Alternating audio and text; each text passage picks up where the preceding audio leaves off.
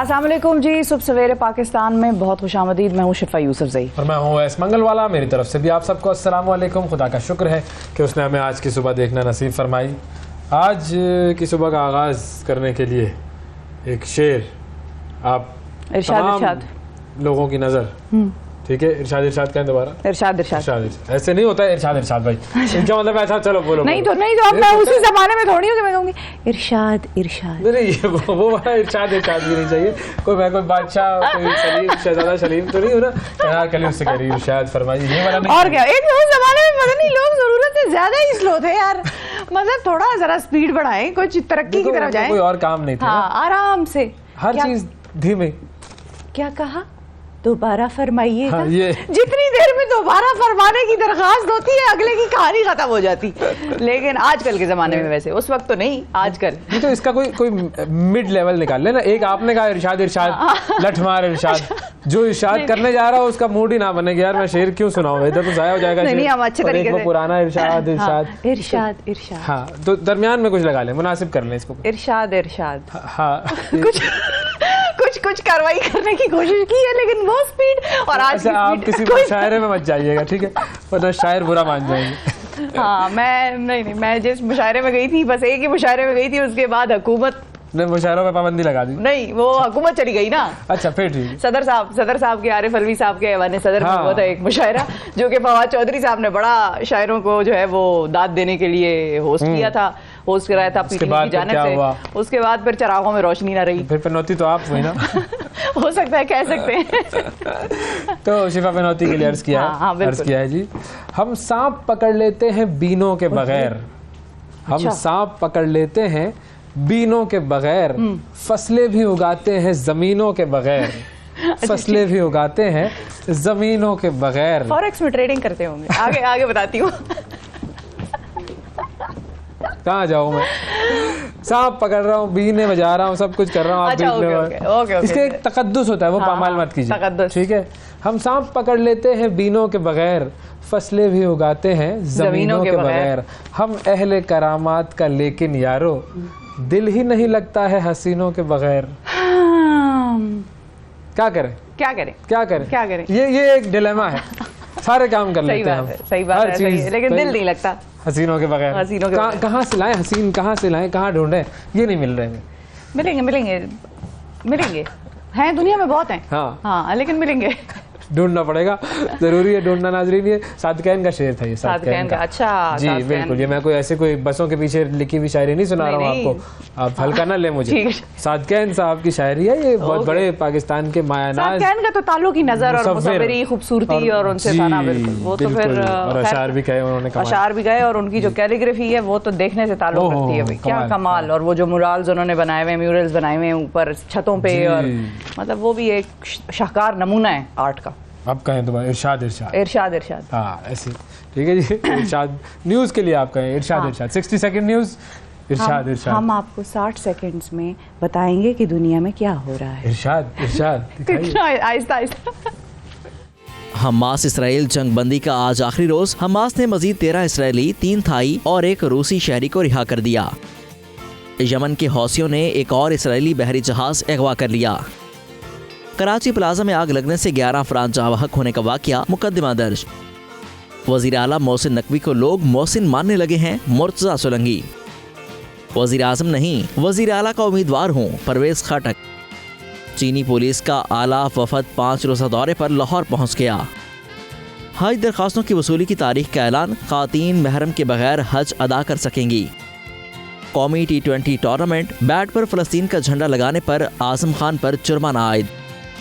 दौरे ऑस्ट्रेलिया के लिए कौमी टीम का तरबियती कैंप खत्म। खिलाड़ी 28 नवंबर को नेशनल क्रिकेट अकेडमी लाहौर में प्रैक्टिस करेंगे।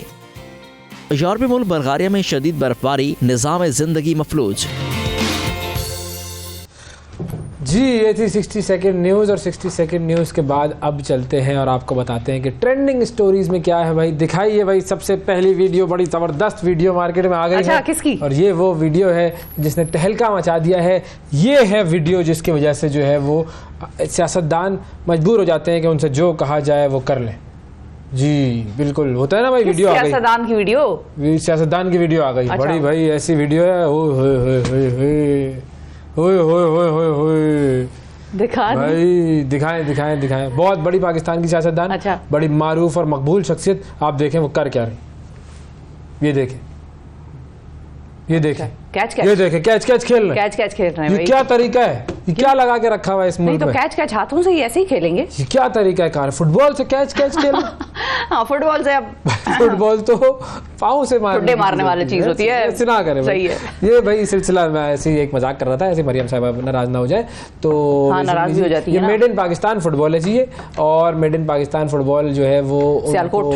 जी सियालकोट में गिफ्ट दी गई, तो उन्होंने जो है वो मरियम औरंगजेब और मरियम नवाज, इन दोनों ने फुटबॉल से कैच खेलना शुरू किया। Enjoyment, fun. देखो गई भी ये सियालकोट है या कहीं और, इनको ये सियालकोटी फुटबॉल गिफ्ट हुआ है या क्या हुआ है? हो गया, वो गिफ्ट हो गया भाई, ठीक है जी। अच्छा, सियालकोट गई थी, ये इनको मिला है बड़ा जबरदस्त जराये के मुताबिक। इसको कहते हैं दोस्ती, इसको कहते हैं मोहब्बत, इसको कहते हैं प्यार, दोस्ताना याराना। फुटबॉल बनाने वालों से नहीं, आपस में। ओके। ये जो लोग कहते हैं ना कि भाई वो उनको साइड लाइन कर दिया, नहीं, मरियम औरंगजेब साहिबा को कहाँ साइड लाइन कर दिया? वो तो तस्वीर आप कंफ्यूज कर रहे हैं मरियम औरंगजेब को और हिना परवेज भट्ट साहिबा को। नहीं, वो अलग है। जो साइड लाइन हुई हुई है वो तो हिना परवेज भट्ट साहिबा है, वो तेज पीछे जाती रहती है, कोई पीछे पलट के देखता ही नहीं है भाई। वो भी आ रही है, उनकी भी आ जाएगी ऐसी कोई वीडियो, ऐसी आ जाएगी। क्रिकेट खेल रहे होंगे, होता है ये भाई, ये बड़ी पार्टियों में ऐसी छोटी बातें और क्या होती रहती है, इसमें कोई ऐसी प्रॉब्लम नहीं है। देखिए, मुझे तो बड़ी पसंद आई ये वीडियो। अच्छा जी। फुटबॉल कैच वायरल है भाई, लोग ये वीडियो शेयर कर रहे हैं, लोग कह रहे हैं भाई। अच्छा, एक और चीज भी बड़ी वायरल है, वो मैं आपको बताती हूँ। शादी समझ रहे हैं इस वीडियो में, फुटबॉल को पाकिस्तान तो नहीं समझ रहे। आओ पाकिस्तान से कैच खेलें कैच। सही है, ठीक है, वो जो भी समझे, उसकी सबकी मर्जी है, वो जो भी इसको समझे। लेकिन हम आपको एक और वायरल वीडियो की कहानी सुनाते हैं। शादियां हो रही हैं भाई, खिलाड़ियों की शादियां हो रही हैं आजकल। ये तो साल ही साल शादियों का था खिलाड़ियों की। अब तो सीजन चल रहा है भाई, बेहतरीन सीजन शुरू हो गया है शादियों का, और मतलब चल रहा है, काफी दावतें आ गई हैं। इमामुल हक साहब की शादी हुई, उनकी तस्वीरें बड़ी वायरल थी। अब जो है फहीम अशरफ साहब की जब शादी हुई तो उनके जो वलीमा है, दावत वलीमा, उस पर किसी ने उनसे सवाल किया। उस सवाल के जवाब में बड़ी मजेदार उन्होंने जवाब और वो तबसरा सा किया है। उनसे सवाल ये पूछा था कि बारात है, उनसे ये पूछा था कि आप दुल्हन को तोहफे में क्या दे रहे हैं? मैंने कहा मैं आप चला गया है काट है, और क्या? तो ये बंदा खुद जो है वो इतनी बड़ी चीज, इतनी बड़ी तोप चीज है, तो फिर अब क्या तोहफों की जरूरत? और ये तोहफा देना एक रिवायत का हिस्सा है। हाँ, अहम तोहफा। ये तो खैर हक महर का पूछ रहे थे, लेकिन ये है कि हाँ होगी, तोहफा भी होगा। हाँ, हक महर तो खैर देना होता है, जाहिर है, वो तो एक दीनी वो है। लेकिन उन्होंने ऐसी मजाकन ये बात की है कि यार तोहफा शोफा में क्या दे रहे हैं, तो उन्होंने कहा मैं आप ही चला गया काट है। तो ये है सूरत हाल। काफी लोगों ने भाई शिरकत की इनके वलीमे में, और उनके आबाई गाँव में उनका ये वलीमा हुआ था। काफी लोगों ने एंजॉय किया है जी। बिल्कुल। और वो इमामुल हक की भी शादी, टर्किश डांस, टर्किश वो जो होता है रक्स, जो वो घूम रहे होते हैं, सूफी सॉरी, हाँ सूफी, टर्किश सूफी, माफ कीजिएगा। तो ये भी चल रहा है सारा। अच्छा, आज तक वैसे मुझे आज तक मुझे ये समझ में नहीं आया कि लोग बेचारे खांसें या छींकें तो फौरन माफ कीजिएगा, इतनी माफी तलाफी अपोलोजेटिक क्यों हो जाते हैं भाई? ये नेचुरल एक चीज है, खांसी आ गई, कोई मर्जी से नहीं खांसा। एक्सक्यूज मी, तो ये वो एक्सक्यूज मी का उर्दू है, माफ कीजिएगा जी। अच्छा, वो भी एक्सक्यूज मी भाई, क्यों खांसी आ गई? मैनर्स होते हैं, मैनर्स। आप लोगों को क्या पता मैनर्स का? खांसी कहाँ कोई जानबूझ के खांसता है, बस आ जाती है बेचारी, अचानक ही आ जाती है, पता भी नहीं चलता। मैनर्स। अच्छा, क्रिकेट से रिलेटेड एक बड़ी खबर आई है भाई। क्रिकेट बैट पर आजम खान जो है, आजकल नेशनल T20 जो चल रहा है मुकाबला, उनको जुर्माना हो गया। उन्होंने अपने बैट पर फलस्तीन के झंडे का स्टिकर लगा लिया। ये कोई बात है भाई? उन्होंने देखा है भाई। और ये मैच कौन सा खेल रहे थे? ये नेशनल T20 लीग जो पाकिस्तान में हो रही है, उसमें PCB ने उन पर किया है जुर्माना, और उनके बैट पर लगा हुआ था वो स्टिकर। ये देखें, ये इस तस्वीर के अंदर आपको इनके बैट पे नजर आ रहा है कि वो छोटा सा स्टिकर इन्होंने फलस्तीन का लगाया झंडा। अब ये ऐसे तो नहीं हो सकता, हमारी अपनी थी। चाहिए था जुए की किसी कंपनी का लगाते स्टिकर, हाँ तो उसका हो जाता, उस पे ना होता जुर्माना, मसला नहीं होता। नहीं, बेसिकली अप्रूव्ड होती है ना जो चीजें जो बैट्स पे लगती है ना। अच्छा, कोई पॉलिटिकल मैसेजिंग नहीं होनी चाहिए, कोई इस तरह की, वो ICC की तरफ से होता होगा। हाँ, तो ये PCB जाहिर है ICC को फॉलो करता है रूल्स में, तो वो चीज जो भी चीज लगती है वो अप्रूव्ड होती है। कोई गैर मुनासिब बात लगा दे, कोई भी कुछ भी लगा दे। बेसिकली कराची रीजन वाइट्स के लिए खेल रहे हैं, और PCB ने इन पर जुर्माना किया है। बेसिकली लाहौर से इनका मैच था, और आजम खान पर उनकी मैच फीस का 50% हिस्सा बतौर जुर्माना लगा दिया गया है। अच्छा, अब जुर्माना बेसिकली हुआ ये है कि इन्होंने तो अपना इज़हार यकजहती किया ना, किया बिल्कुल कि भाई ये है, लेकिन उस इज़हार यकजहती हमें होना क्या चाहिए कि हमें बहैसियत पूरी कौम उठकर इज़हार यकजहती करना चाहिए, और हर आदमी अपने अपने तरीके से इज़हार यकजहती करता है। तो पॉलिटिकल मैसेजिंग जब होती है, बहुत सारे इंटरनेशनल मैचेस में बहुत सारे लोगों ने पॉलिटिकल मैसेजिंग की, उनके ऊपर जुर्माने हुए और बहुत मर्तबा इग्नोर भी किया गया आईसीसी की तरफ से। ऐसा नहीं है कि नहीं हुआ है, लोगों को इग्नोर नहीं किया गया। तो इसीलिए हमें जरा थोड़ा सा देख लेना चाहिए कि हमें कोई इसकी एक ऑफिशियल पॉलिसी बनानी चाहिए कि हाँ बहैसियत कौम अगर हम फलस्तीन के साथ हैं, पॉलिसी आपके मुल्क के साथ हमाहंग होनी चाहिए, और इसको सबको मिलकर करना चाहिए। भाई काली पट्टी बांधते हैं ना लोग, बहुत मर्तबा मुख्तलिफ मीडिया में सारे बांधते हैं, बिल्कुल जी। तो इस तरीके से ये भी सारी चीजें कर लें कि भाई हमारा जो नेशनल T20 टूर्नामेंट है उसके अंदर हर बैट पर फलस्तीन होगा, या जो भी उसके अंदर हम फलस्तीन की नुमाइंदगी करेंगे, उसकी बात करेंगे, हम दुनिया को ये मैसेज देंगे। सारी दुनिया मैसेज दे रही है अपने तरीके से। मुसीबत ये है कि BBC के हमने देखा इतने अवार्ड्स हुए, डायफा अवार्ड्स हुए, पता नहीं कौन कौन से अवार्ड्स हुए, उसमें सब लोग बातें कर रहे हैं ना फलस्तीन की। तो क्यों कर रहे हैं? लोगों के दिल जो है वो इस वक्त फ़लस्तीन के साथ है। तो अगर कोई जज्बे का इजहार करता है तो उसको ऑफिशियली चैनलाइज किया जाना चाहिए। बिल्कुल बिल्कुल, इसमें तो पीसीबी का प्रॉपर किरदार होना चाहिए, गवर्नमेंट के साथ मिलकर बैठ के ये सारा सिलसिला होना चाहिए। और दूसरी चीज़ ये कि हमारा तो पीसीबी असल में कमज़ोर है ना, हुकूमत तो है या नहीं है, पीसीबी बड़ा कमज़ोर है। वो तो हमने उस वक्त भी देखा कि जो जय शाह इनके साथ करता रहा वैसे वैसे ही उसके साथ चलते रहे। तो कहीं किसी जगह पे आपने कुछ स्टेप्स लेने होते हैं, कहीं एक स्टैंड भी लेना होता है। You have to put your foot down कि भाई यहाँ तक हमने आपकी सुनी है, अब आप हमारी सुने, आप थोड़ा आप अपना भी जरा रवैया तब्दील करें। तो ये चीज़ें आपको खुद दिखानी है, तभी दुनिया को एहसास होगा, वरना आप नहीं कहेंगे तो दुनिया को क्या पड़ी है कि वो आपको खामखा फैसिलिटेट करे। ऐसा ही है। अच्छा, एक और एक खबर जो कि कराची से आई जी। कराची में एक शॉपिंग मॉल राशिद बिनास रोड पर, अच्छा। उसमें आग लगी। ये वीकेंड पर यह वाकया पेश आया और वो आग इस कदर शदीद थी 11 लोग उस आग में झुलस कर जाँ बहक हुए हैं, दम घुटने से जाँ बहक हुए हैं। और उसके बाद जब पता लगाया गया सारी डिटेल्स तो ये पता चला कि वो जो इमारत थी उसके अंदर कोई फायर एग्जिट नहीं था। और अच्छा, कराची में इस तरह के वाकया इससे पहले भी हुए, मुतअद्दिद बिल्डिंग्स इमारतें पाकिस्तान की ऐसी होंगी, लाखों सैकड़ों होंगी बल्कि। 7 अफराद जो है उनकी हालत तशवीशनाक है और अब उसके ऊपर जो है वो मुकदमे बनाए जा रहे हैं कि भाई ये बिल्डर्स थे या जो भी थे, जो इजाज़तें ली हुई थी वो भी गलत ली हुई थी। सारी चीज़ें सब तफसीलात सामने आ रही हैं। तो कराची के साथ अक्सर औकात इस तरह के वाक़यात कराची से आते हैं और हम फिर बात करते हैं थोड़ा दिन और उसके बाद मामला ये ख़त्म हो जाता है। फयाज़ यूनुस साहब हमारे नुमाइंदे कराची से मौजूद हैं, उनसे इस वाक़े की मज़ीद तफसील लेते हैं। अवैस भाई जी, फयाज साहब बताइए इस वाक़े की अब तक क्या तफसील सामने आई है, और जो फिगर है 11 लोगों का, ये अभी 11 ही है और अल्लाह ना करे कहीं ये बड़ा तो नहीं है?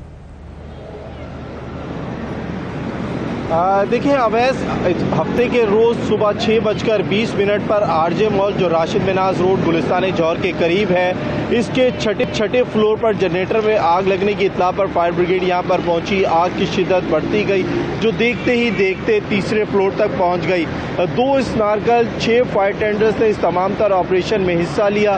3 घंटे की जदोजहद के बाद जब आग पर काबू पाया गया तो क्लियरिंग का अमल शुरू किया गया। स्नार्कल की मदद से जब फायर फाइटर्स ऊपर दाखिल हुए तो एक एक करके 11 अफराद की लाशें निकाली गई। एक शख्स झुलस कर जबकि 10 जो हैं दम घुटकर जान की बाजी हार गए। 30 से 35 के करीब अफराद को बाहिफाजत तौर पर यहाँ से बाहर निकाल लिया गया, जिनमें अब भी 5 अफराद के बारे में बताया जाता है कि वह अस्पताल में ज़ेरे इलाज है। तमाम तर जो अफराद अंदर जो फंस गए थे उनका ये कहना है कि जैसे ही आग लगी तो काला धुआं भर गया, हंगामी रास्ता नहीं था, फायर सिस्टम नहीं था, जिसकी वजह से उन्हें काफ़ी ज़्यादा मुश्किलात रही। यहाँ पर पुलिस की जानिब से एक तहकीकाती कमेटी भी बनाई गई है DIG ईस्ट असफर मैसर की सरबराही में, जिन्होंने गुज़िश्ता रोज़ इस तमाम तर इमारत और इस मॉल का जायज़ा लिया है, जिसने बताया है कि इस तमाम तर इमारत को जिन जिन इदारों ने NOC दी है उनके गिर्द घेरा तंग किया जाएगा, उनसे पूछताछ की जाएगी कि आखिर किस तरीके से इस इमारत की NOC दी गई, क्योंकि फायर सिस्टम यहाँ पर इंस्टॉल नहीं था। जो हंगामी रास्ता था वो भी बंद किया हुआ था। कल जब हम अंदर दाखिल हुए तो जो अंदर के हालात हैं वो काफ़ी ज़्यादा अजीब है। तमाम तर इमारत अंदर से मुकम्मल तौर पर जलकर मुकम्मल तौर पर खास्तर हो चुकी है। यहाँ पर जो 3 फ्लोर पर जो दुकानदार हैं वो भी काफ़ी ज़्यादा परेशान है। दुकानदारों का ये कहना है कि मॉल अब पुलिस की जानिब से सील कर दिया गया है, उनकी दुकानें बंद होने से उनका रोज़गार जो है काफ़ी ज़्यादा डिस्टर्ब होगा। कल हम मकतूल मुतवफ़ी शाहज़ेब जो सॉफ्टवेयर इंजीनियर भाई ये भी बताइएगा कि ये मॉल जो है जिसका मॉल ये है, जो इनके ओनर हैं, वो इस वक्त कहाँ पर मौजूद हैं? क्या उन तक पुलिस पहुंची है?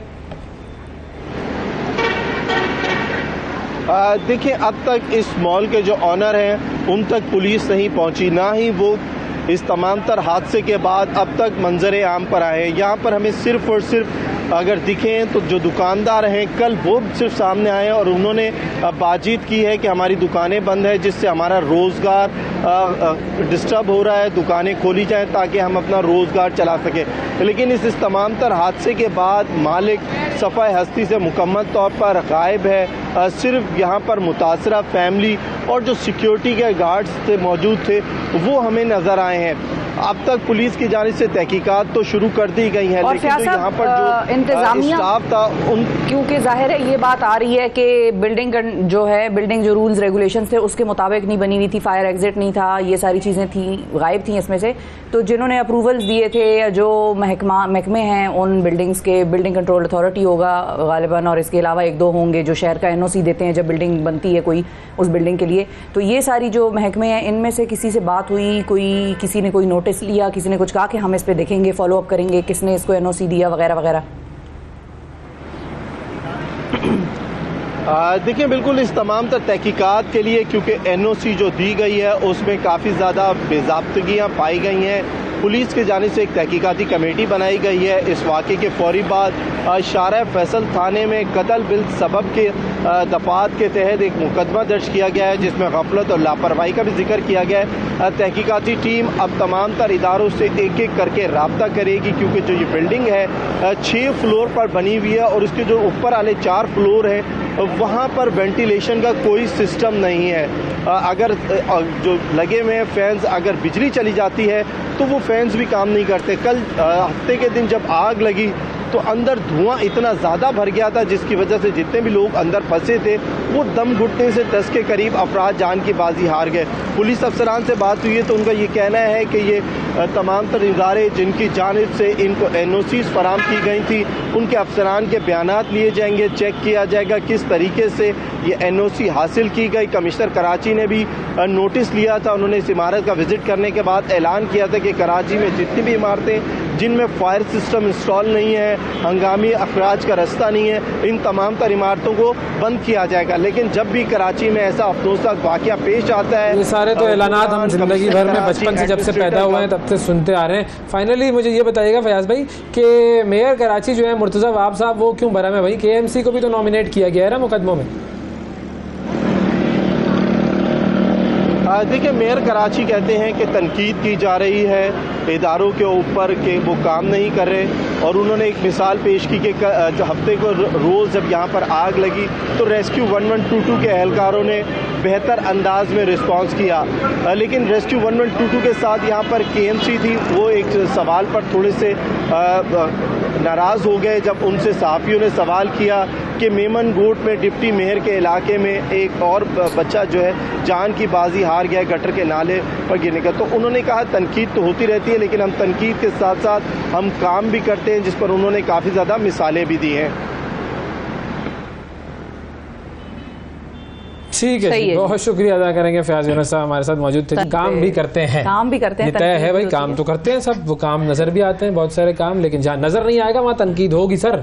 आप चाहे मेयर हो इस कराची के या मुल्क के वजीर आजम या सदर हो, और ये भी नहीं है कि हर इदारा ही काम कर रहा है, बहुत से इदारे सर काम नहीं भी कर रहे, तभी तो ये सबको पता है कि कौन काम करता है और कौन नहीं करता, और कितना करता है और कितना नहीं करता। बिल्कुल, और अगर करता भी है कुछ तो फिर कैसे कर रहा होता है। जी बिल्कुल, उसके पीछे क्या हाल अगर काम हो रहे होते तो कराची का हाल ऐसा ना होता। अच्छा, माहिर साहिबजाद साहब हमारे साथ मौजूद हैं जी, DG मेट, और मुल्क में सर्दियां बढ़ गई हैं बिल्कुल, और बारिशों और शदीद सर्दी के लिए आप तैयार हैं जी। अस्सलाम वालेकुम माहिर साहब। वालेकुम सलाम, अस्सलाम वालेकुम। माहिर साहब, अस्सलाम वालेकुम। अस्सलाम वालेकुम माहिर साहब।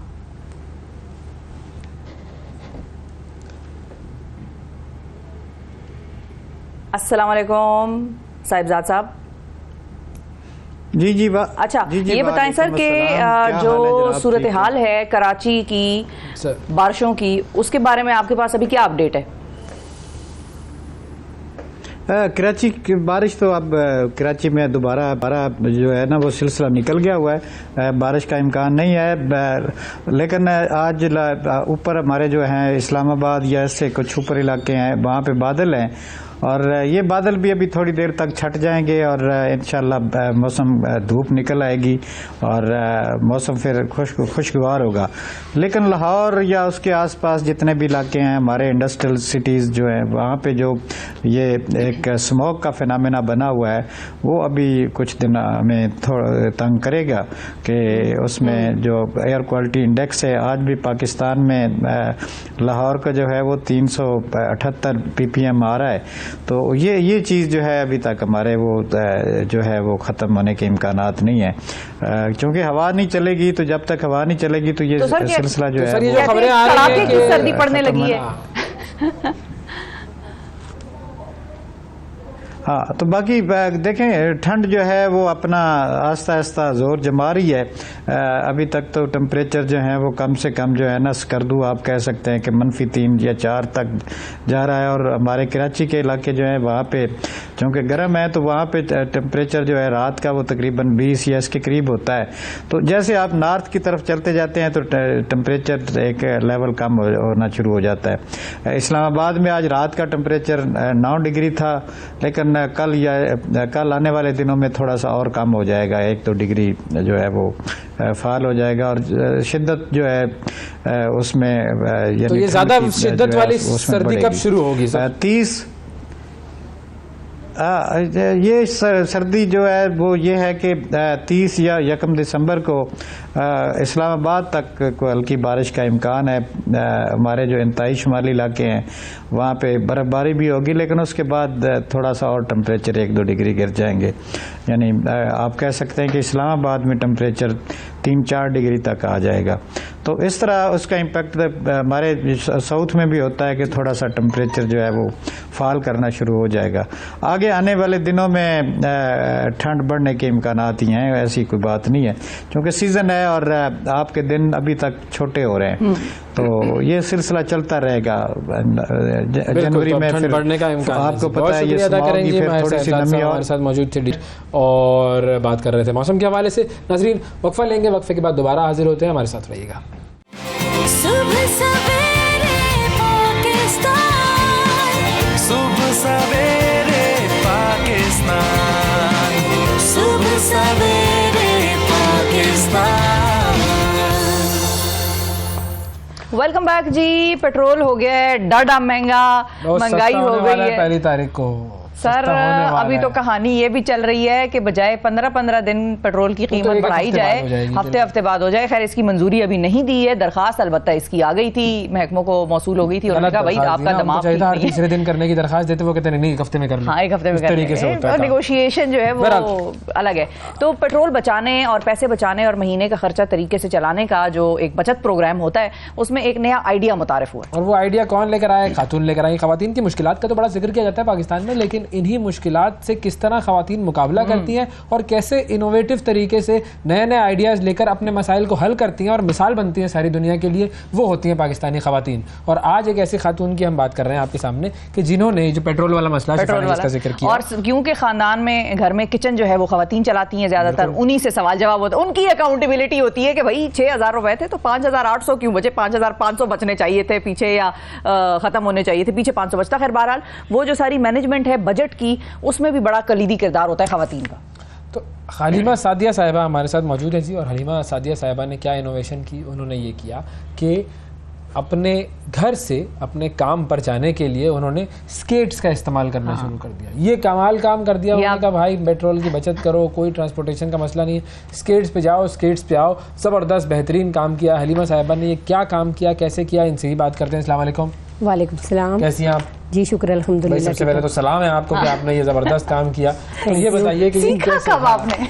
मैंने एक्चुअली अभी 3 महीने हुए हैं, अभी सीखा है। अच्छा। और माशाल्लाह से जिस बच्चे ने मुझे सिखाया है वो एक तो मेरा टीचर भी है, बच्चों की जगह भी है, और माशाल्लाह वो प्रोफेशनल स्केटर भी है। अच्छा। और वो इतने दूर दूर स्केट करते हुए मरी का और नारायण का खान का और इवन के चाइना बॉर्डर तक भी वो बच्चा जाता नहीं है। जाते इतना लंबा सफर? बड़ा खतरनाक रास्ता भी होता जी बिल्कुल। और असीब नाम है उसका, काजी असीब DHA1 में उसका स्केटिंग का वो क्लब है। और माशाल्लाह बहुत ही उसका प्रोफेशनल क्लब है। और यकीन करें कि जिसको मैं अब इस एज में मतलब बैलेंस करना सबसे बड़ा मुश्किल काम है, और मैंने अभी अभी सीखा है। और माशाल्लाह उसने मुझे ऐसे स्टेप बताए कि यकीन करें कि मैं भाई वाह हसीब साहब जबरदस्त। आपको हम अपने काजी प्रोग्राम में असीब। बुलाएंगे, सीखेंगे यार आपसे, हमें भी सीखना है। और मैं चाह रही हूँ अच्छा, कि मुझे बताएं जी कि ये पहले आपने कहानी शुरू कैसे हुई? हाँ, स्केट्स पहले लिए थे या सीखा पहले और फिर स्केट्स लिए?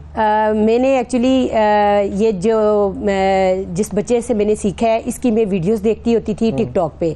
तो ये जा रहा होता था और अक्सर ये चलते चलते रोड पे औरतों को रोड भी क्रॉस करा रहा होता था। अच्छा। और मैं तो माशाल्लाह ब्यूटिशियन हूँ और मीडिया मेकअप आर्टिस्ट भी हूँ, और फिर मैं इवेंट्स वगैरह पे भी जाती हूँ, मुझे हर जगह जाना पड़ता है। तो अब तो मैंने अपना सैलून भी एक छोटा सा ओपन किया, मानो ब्यूटी सैलून के नाम पे, चांदनी चौक में है। लेकिन यह है कि मैं फिर भी मुझे आना जाना पड़ता है, क्योंकि मेरे फंक्शन होते हैं, हर जगह आना जाना पड़ता है। तो आपको पता है हर मिनट पे बंदा गाड़ियों का सफर करे तो फिर तो पेमेंट सारी इधर ही लग जानी है। तो मैंने स्केट का इस्तेमाल कर लिया। नहीं तो ये आपके जहन में कैसे आया कि स्केट्स का इस्तेमाल कर लो? वरना तो हमारे यहाँ पे लोग कहते हैं भाई स्कूटी ले लो, चलो बस स्कूटी का ये था कि देखें स्कूटी आजकल जो वो जो चली हुई है उसमें भी बिजली का इतना खर्चा है। पहले तो वो चार्जिंग पे लगाओ, फिर वो इतनी ज्यादा चलती भी नहीं है। एक तो बगैर बिजली के भी है ना, बगैर पाँव से मार मार के चलाते हैं वो साइकिल, पतली नहीं वो स्कूटी, नहीं वो मजा नहीं आया, मजा नहीं आया भाई। आप जरा ज्यादा दीदा दलेर वाला काम करना चाह रही थी। मैं माशाल्लाह से हर फर मौला हूँ। मैंने दुनिया का हर मुश्किल काम किया जो मर्द भी नहीं कर सकते। मैं मर्दों की मर्द भी हूँ, औरतों की औरत भी हूँ। मर्दों से आगे हैं ये। जी बिल्कुल। मैंने आप यकीन करें सांपों को अपने हाथों में पकड़ा हुआ है। यकीन करें लड़कियां छिपकली देख के चीखें लगानी स्टार्ट कर देती हैं, और काकरोच को। और माशाल्लाह मैंने अपने बच्चों को, आप काकरोच को हाथ में पकड़ के करती क्या थी? मैंने काकरोच को बोतल में डाल के नहीं जमा करती थी। क्या करती थी ना बायोलॉजी की लैब में प्रैक्टिकल के लिए? नहीं, मैं डरती नहीं हूँ, अल्लाह का शुक्र है। और अपनी हक हलाल की मेहनत करके अपने बच्चों को पाला है। मेरे हस्बैंड बच्चों ने भी आपको बड़ा पसीराई की होगी उन्होंने तो, कि भाई माँ जबरदस्त काम जी बिल्कुल। या ये कहते थे कि अम्मा अब इस उम्र में क्या स्केटिंग कर रही हैं और पता क्या है कर मेरे रही बच्चों हैं को ये? मैंने बहुत गिर गुर गई। मैंने अपने छोटे छोटे मेरे बच्चे थे, मैंने अपने बच्चों को बस उस टाइम बेवा हो गई थी, मैंने अपने बच्चों को खुद पाल के बड़ा करके जवान करके अपने बच्चों की शादियां भी कर दी। अरे वाह क्या बात है। तो माशाल्लाह मेरे 2 पोते भी हैं, तो अल्लाह जिंदगी करे उनकी, अल्लाह उन्हें नजरे बद से बचाए माशाल्लाह। और मैं बहुत तो क्या कहा बच्चों ने, क्या सास कहा? जवान, मुझे आपको देख के एक जुमला याद आ रहा है कि सास जवान तो बहू परेशान, थोड़ा इंतजार कर लेती, बुढ़ापे में करती शादियां। अब देखें आप भी माशाल्लाह ठीक ठाक जवान है। जी बिल्कुल। आप लोगों की अच्छा रिलेशन है, कैसा है रिश्ता? माशाल्लाह मेरी बहू बहुत नाइस है, बहुत अच्छी है। सास बहू पे चले गए हम पेट्रोल से, वो पेट्रोल से थोड़ी चलती है सास बहू। हमें बताएं स्केटिंग का जी जी कि आपके बच्चों ने क्या कहा? कुछ भी नहीं कहा, किसी की इतनी जरूरत नहीं, क्योंकि नहीं सपोर्ट किया उन्होंने? जी सबने सपोर्ट किया, किसी ने कुछ नहीं कहा। बाकी की उनकी जरूरत नहीं है, गुस्से वाली अम्मा है। हाँ जी हैं तो करना ही था, सपोर्ट ही करना था, और क्या करते हैं जी। गुस्से वाली अम्मा से तो डरते हैं सब जी। तो सड़क पर जब आप चल रही होती हैं स्केटिंग करते हुए, तो सड़क पर लोगों के और जो गाड़ियों वाले हैं उनका क्या रिस्पांस होता है? कुछ बदतमीज लोग भी काफी होते हैं, जरूरत से ज्यादा बदतमीज भी होते हैं, अजीब अजीब तरीके से मतलब आवाजें कसना। लेकिन मैं लोगों की बातों पे अगर जाऊं ना तो मैं इन चीजों की परवाह करनी अब छोड़ दी है। मुझे अपनी अल्लाह की नजर में ठीक होना चाहिए, बाकी दुनिया क्या करती है मुझे उससे कोई फर्क नहीं पड़ता। ये बात सही। सिर्फ मुझे अपने अल्लाह की नजर में ठीक तो होना आपके साथ चाहिए, सुना एक्सीडेंट भी हुआ था? वो एक्सीडेंट मेरा एक्चुअली इस तरह हुआ था, उस तब मेरा स्केट में कभी एक्सीडेंट नहीं हुआ, तब मेरे पास स्केट नहीं थे। लोगों की नजरें भी हाय हाय करके ना खा गई मुझे। नजर लग जाती है। वो एक्चुअली मैं रोड क्रॉस कर रही थी, डबल रोड था, 1 वे रोड वाली साइड पे, तो एक बाइक आया। तो उस वक्त मतलब जब मैं रोड क्रॉस कर रही थी तो वो उल्टी साइड से आ रहा था, और मतलब 1 वे रोड था ना, तो वो उसने हैंड फ्री भी लगाए हुए थे और स्पीड में भी था। मैं इस साइड देख रही थी कि गाड़ी ना वो पीछे से आके बाइक मार के चला गया। ये देखो अब गलत राइट साइड से आ रहे हो तुम, उसके बाद स्पीड में आ रहे हो, फिर तुमने कानों में हैंड्स फ्री भी लगाई और फिर लोगों के सामने और फिर बदतमीजी भी करते हैं बिल्कुल, कहते हैं आप गलत आ रहे हैं, हम तो ठीक मान गया था गलती, क्योंकि वहां पे सीसीटीवी कैमरे लगे थे, और दूसरा ये कि लोगों ने उसको सुनाई और फिर लोगों के सामने कह रहा है मैं इनको लेके जाता हूँ हॉस्पिटल, लेकिन उसके बाद जैसे ही लोग साइड पे हुए तो मुझे वहीं पे छोड़ के चला गया। मैंने उसके बाइक का नंबर नोट कर लिया, अभी मैंने ट्रैफिक पुलिस के उधर कंप्लेन कर दी है। मैंने कहा मुझे अगर वो गरीब था, मुझे हॉस्पिटल नहीं लेके जा सकता था, कम से कम उसको नहीं घर तक पहुंचाना उसका फर्ज बनता था।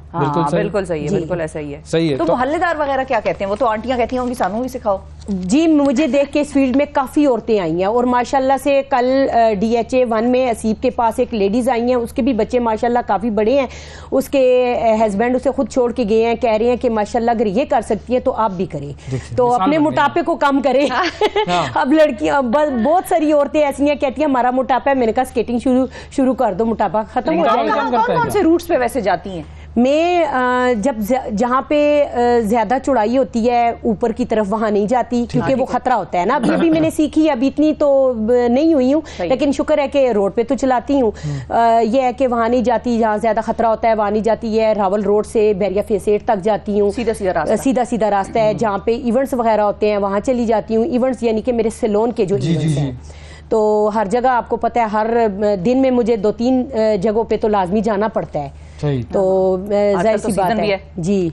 देखिए ये होते हैं इनोवेटिव लोग, जो कि जब ठान ले का हल निकालते हैं, मसाइल का हल निकाल। बचत तो बड़ी हो रही होगी फिर पेट्रोल की। जी बिल्कुल हो रही है। और सबसे बड़ी बात, इंसान एक्टिव ही बहुत होता है, स्केटिंग से इतना एक्टिव होता है।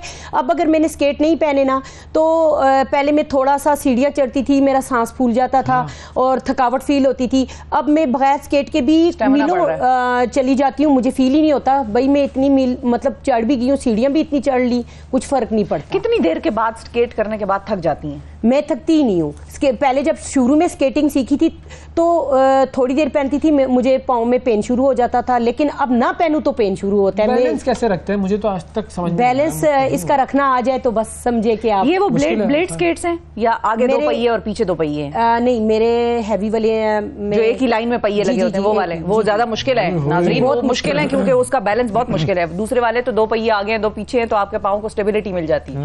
लेकिन फिर भी ये काम मुश्किल है, और आपने जो किया है वो कमाल काम है जी। थैंक यू हलीमा साहिबा, बहुत शुक्रिया।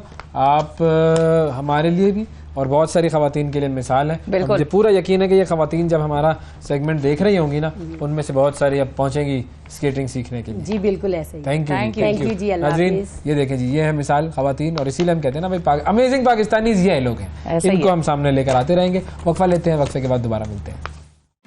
सुबह सवेरे पाकिस्तान, सुबह सवेरे पाकिस्तान, सुबह सवेरे पाकिस्तान।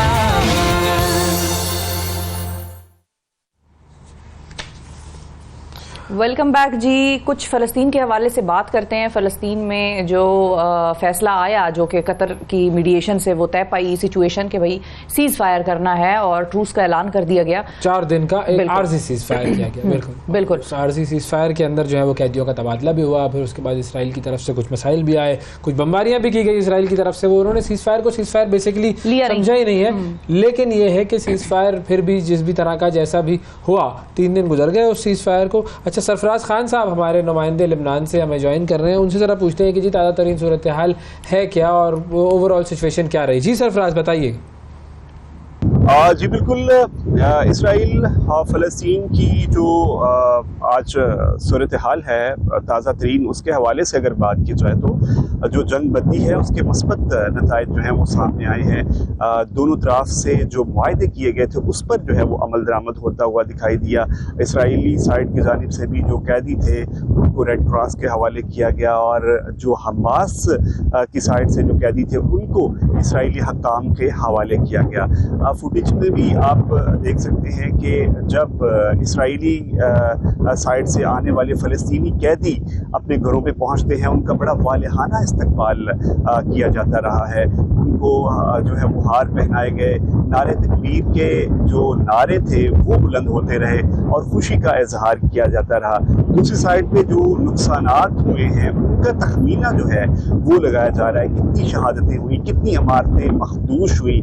इस सारे मामले में अगर देखा जाए तो अभी तक जो शमाली गजा है उसको नहीं खोला जा सका। आरजी जंग बंदी के दौरान भी जो शमाली गजा है उसको नहीं खोला जा सका और वहाँ पे भी जो मौजूद शहरी हैं उनको वहाँ से निकालने की कोशिश की गई। जब ऑपरेशन शुरू था तो शमाली जो गजा था वहाँ पे कुछ शहरी बच्चे, बुजुर्ग, ख़वातीन जो है वो वहाँ पे मौजूद थे जिनको वहाँ से निकाल लिया गया है। अगर रफ़ा बॉर्डर की यहाँ पे बात की जाए तो पहले ही रोज़, जुमे के रोज़ जब ये आरजी जंग बंदी का मुआहिदा शुरू हुआ था तब ही जो है वो ट्रांसपोर्ट शुरू कर दी गई थी। ट्रांसपोर्ट को गज़ा में दाखिल होने की इजाज़त दे दी गई थी। अब जो है वो ताज़ा तरीन सूरत हाल के मुताबिक जो खुराक है वो पहुँचाई जा रही है, जो कपड़े हैं वो पहुँचाए जा रहे हैं, तमाम तर ज़रूरत की अशिया जो हैं वो पहुँचाई जा रही है और रफ़ा बॉर्डर को खोल दिया गया है ताकि कोई भी फ़लस्तीनी अगर जाना चाहता है तो वो जा सकता है। दूसरी जानिब जो एक और खुशाइन बात ये है कि चूँकि जो गज़ा के हस्पताल थे वो मुकम्मल तौर पर गैर फ़ाल हो चुके थे, उनको जो है वो इतनी जल्दी फ़ाल तो नहीं किया जा सकता, लेकिन उनकी एमरजेंसी जो है वो कुछ अस्पतालों की बहाल कर दी गई है। दूसरी जानिब जो बच्चे, ख़वातीन, बुज़ुर्ग जो ज़ख्मी थे उनको मुख्तलिफ जो साथ साथ बॉर्डर के साथ इलाके हैं उनको वहाँ पे जो है वो मुंतकिल किया जा रहा है। लिबनान में मुंतकिल किया जा रहा है, बैरूत में, और उसके साथ साथ जो मिस्र के इलाके हैं वहाँ पे मुंतकिल किया जा रहा है ताकि उनका इलाज, मुआलजा हो सके। तो आरजी जंग बंदी के मस्बत जो है वो नताइज सामने आए हैं। दूसरी तरफ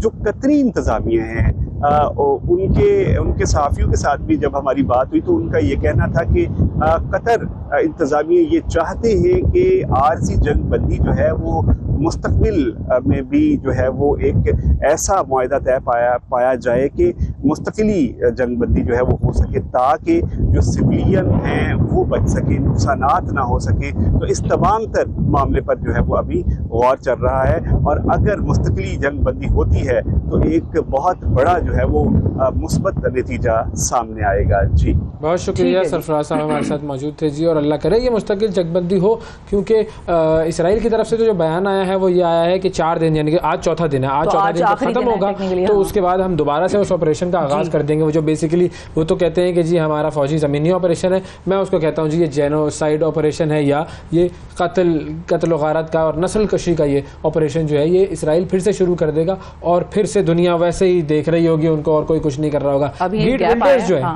जो कि डच रहनुमा है, डच एक्सट्रीमिस्ट तरीन सियासतदानों में रसूल जिसका एक तारुफ है, उससे बड़ा तारुफ तो उसका कोई है नहीं। उन्होंने क्या कहा है? उन्होंने कहा है कि जी फलस्तीनियों को फलस्तीन से निकाल के उर्दन में बसा दो। हाँ। अच्छा, अब तुम न 3 में न 13 में ना तुम्हारा वो जो है वो फलस्तीन से कोई कनेक्शन, ना तुम्हारा जो है वो उर्दून से कोई कनेक्शन। ये मतलब बिल्कुल वैसा ही है कि मैं किसी से कहूँ कि यहाँ से ना ये चीजें ये लोगों को ले जाएं और शिफा के घर में बसा दें। बिल्कुल भाई तुम कौन होते हो ये बकवास करने वाले?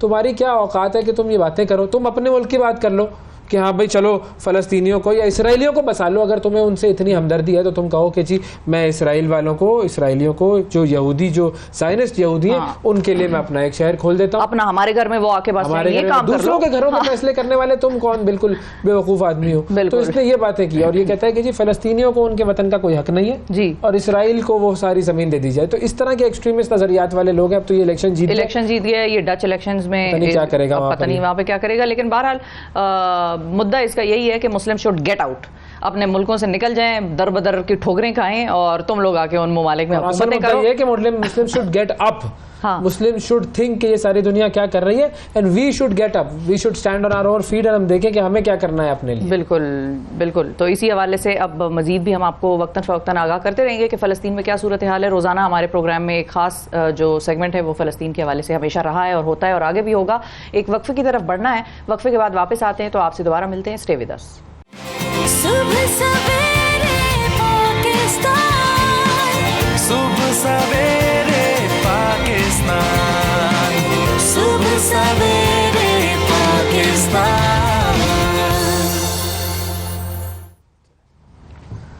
वेलकम बैक जी। इलेक्शन कमीशन पाकिस्तान ने पाकिस्तान तहरीक इंसाफ के इंट्रा पार्टी इंतखाबात के मुतालिक जमा कराई गई रिपोर्ट मुस्तरद कर दी है। 20 रोज़ में ये इंतखाबात दोबारा करवाने का हुक्म दिया है। इलेक्शन कमीशन के मुताबिक ये इंतखाबात शफाफ नहीं थे।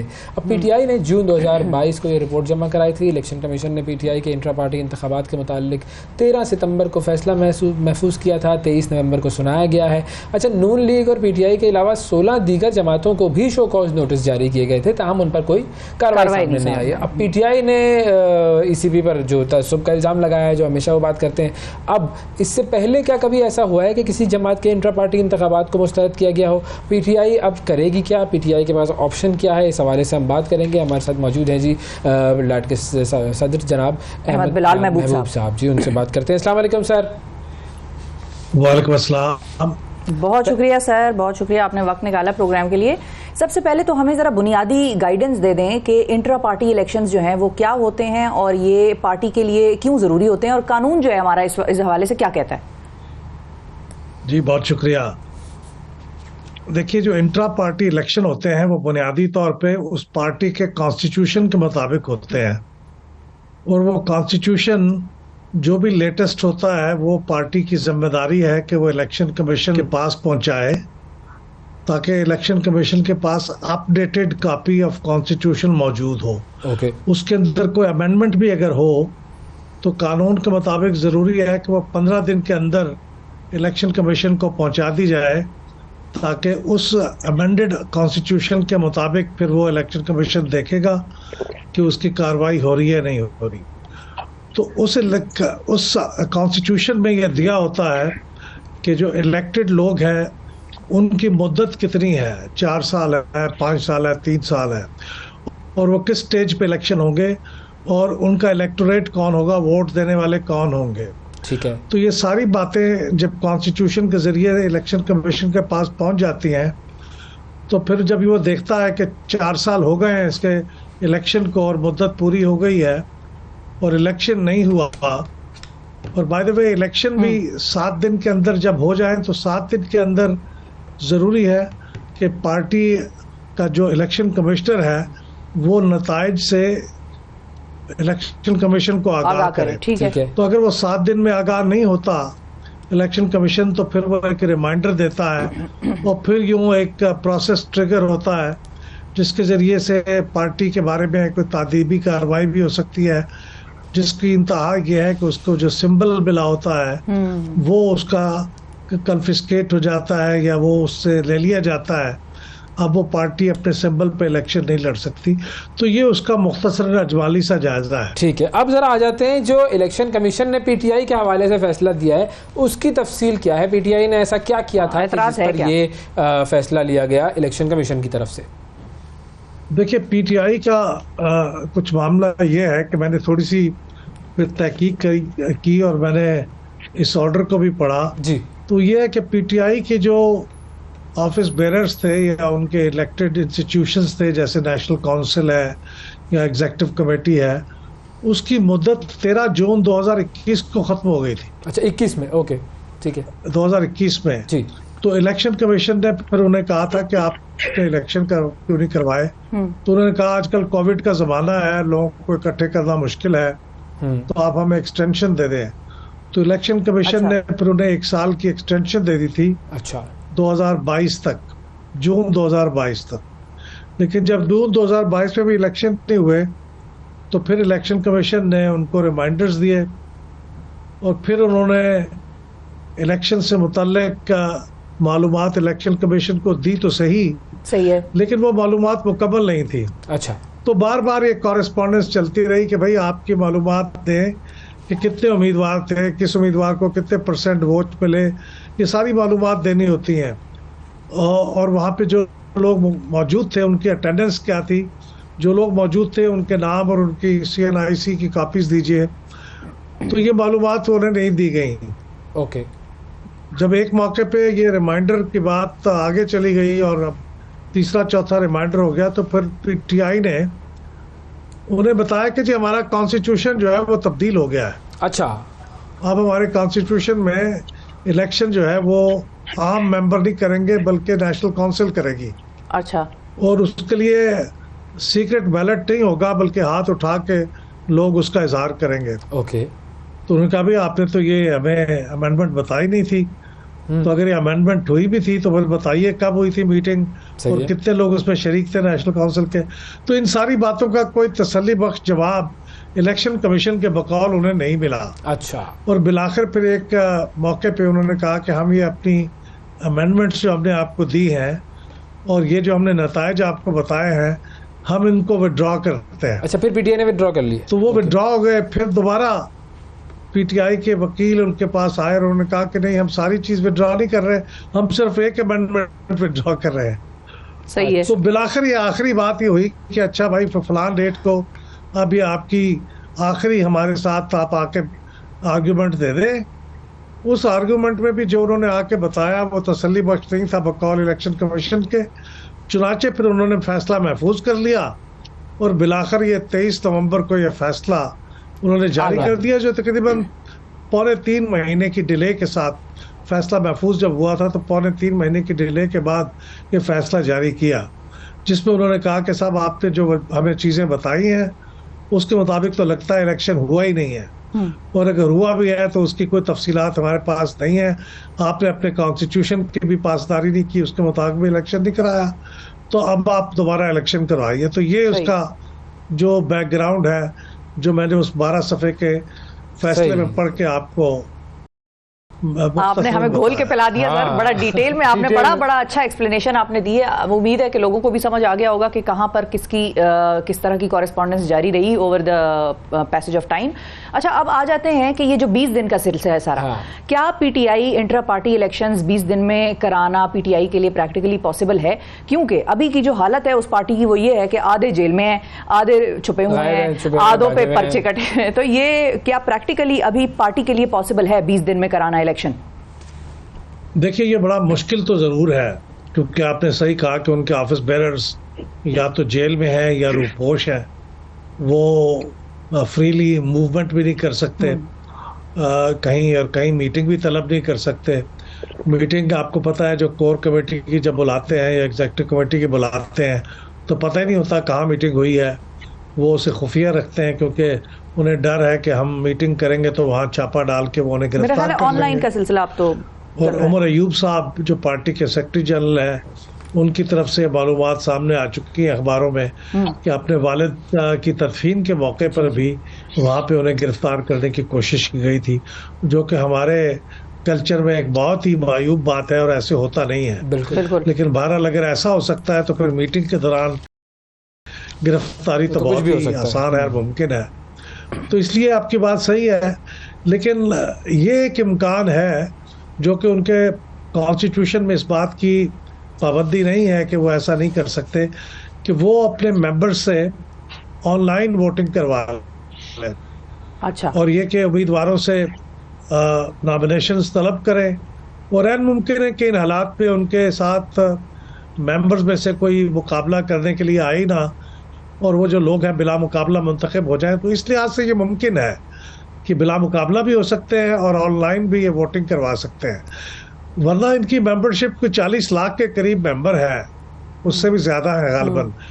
कुछ साल पहले 40 लाख थे, अब तो शायद ज़्यादा होंगे जी। तो इतनी बड़ी तादाद को वोट डलवाना, वो भी ऑनलाइन, ये भी एक बड़ा मुश्किल काम होगा। लेकिन ये मुमकिन है, नामुमकिन नहीं है। ख़ास तौर पे अगर ये बिला मुकाबला इलेक्शन हो जाए, इलेक्शन के लिए नॉमिनेशन मांगे, एक एक नाम आए और उसकी तारीख मुकर्रर होने के बाद जो चीफ इलेक्शन कमिश्नर साहब हैं वो ऐलान कर दें कि ये बिला मुकाबला मुंतखब हो गए हैं, तो आइन के मुताबिक उसकी खिलाफ वर्जी तो नहीं होगी, जरूर नहीं होगा। तो ये हो सकता है। कई और पार्टियों ने भी माजी में ऐसे किया है कि उनके ऑफिस बेरर्स बिला मुकाबला मुंतखब होते हैं, तो ये भी हो सकते हैं। लेकिन ये बात आपकी दुरुस्त है, ये मुश्किल जरूर है, नामुमकिन नहीं है। लेकिन ये कि वाकई सही कह रहे हैं, अब सब में बिला मुकाबला होते हैं, इनमें हो जाएंगे तो क्या प्रॉब्लम है। लेकिन अच्छा, जिस तरह आपने बताया कि इससे पहले क्या कभी इलेक्शन कमीशन ने इस तरह का कोई फैसला दिया है कि जी ये जिसमें कलअदम करार दिए गए हों इंट्रा पार्टी इलेक्शंस? मेरे इल्म में नहीं है कि कभी किसी पार्टी के जो दाखिली इंतखाबात हैं उनको कालदम करार दिया हो इलेक्शन कमीशन ने, मेरे इल्म में नहीं है। अच्छा। हो सकता है कभी हुआ हो, मैं यकीन से नहीं कह सकता, लेकिन मेरे इल्म में कभी ये नहीं आया कि किसी के इलेक्शन को कालदम करार दिया हो। इलेक्शन होते हैं, वो अपनी इलेक्शन की नताइज से इलेक्शन कमीशन का मुतला करते हैं, वो फाइल दाखिल दफ्तर हो जाती है। लेकिन एक वजह यह भी है कि इलेक्शन कमीशन के अंदर कुछ तंजीम ना हुई है।